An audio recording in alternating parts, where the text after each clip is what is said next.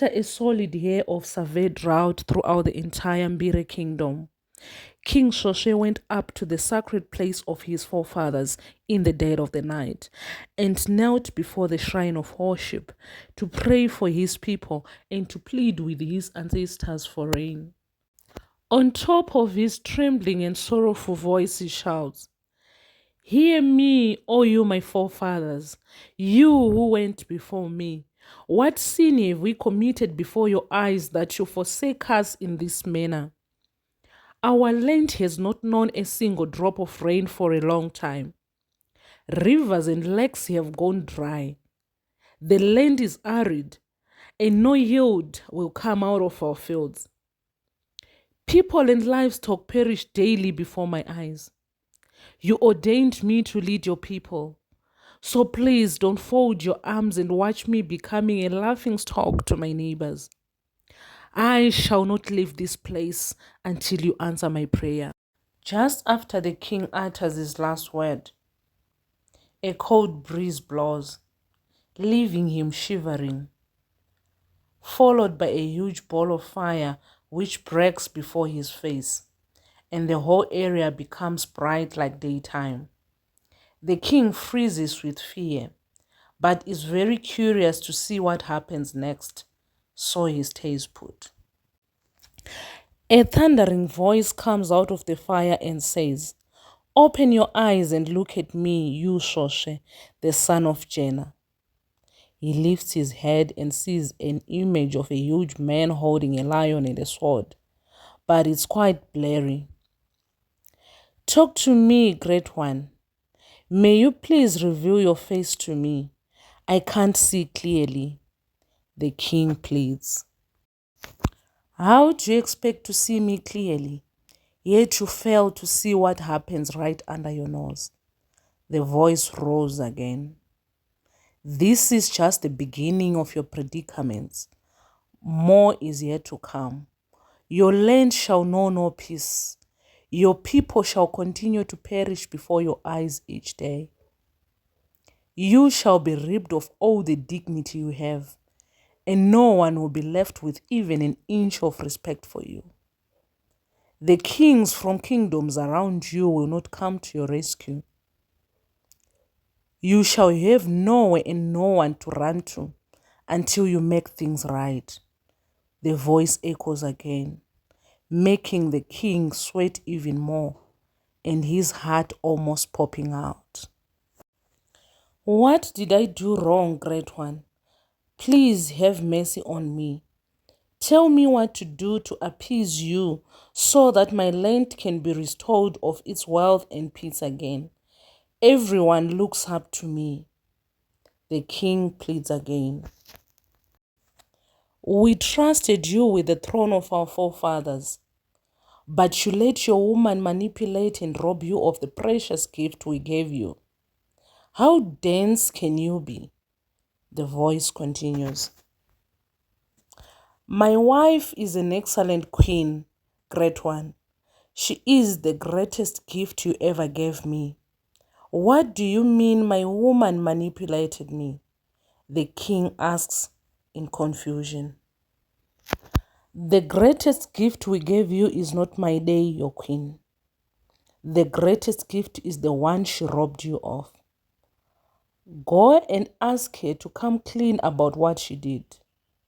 Your queen is either the solution to the predicaments that has befallen your land or your downfall. The ball is in your court." After that, it becomes dark again. The king sits there all night with a heavy heart and a spinning mind full of confusion. He expected answers and solutions from his ancestors, but it seemed like he had hit rock bottom. On the other hand, he trusted Queen Mayday with his life. He could not find anything to blame her of, so none of what the spirit said made sense to him. King Seke has a beautiful wife, Queen Simbiso, his eldest daughter Danai, his Prince Sunkai, and several children. He lives in harmony with his family and subjects. It's dinner time, and as usual, he sits around the table with his family and enjoy a meal which is often a bonding session with his wife and kids. This time around, his treasured elder sister, Potsi, is also present. Words fail me, my queen.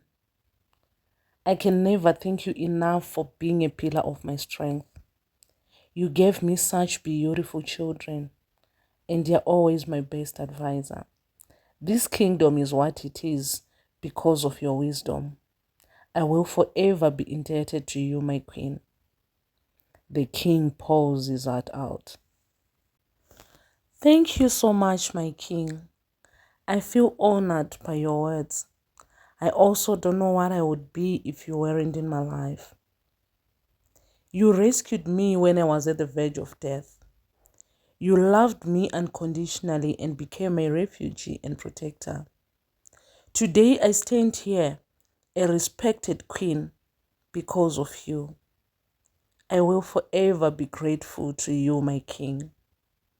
Queen Simbiso replies, with her piercing eyes glued at the king, who also melts with love.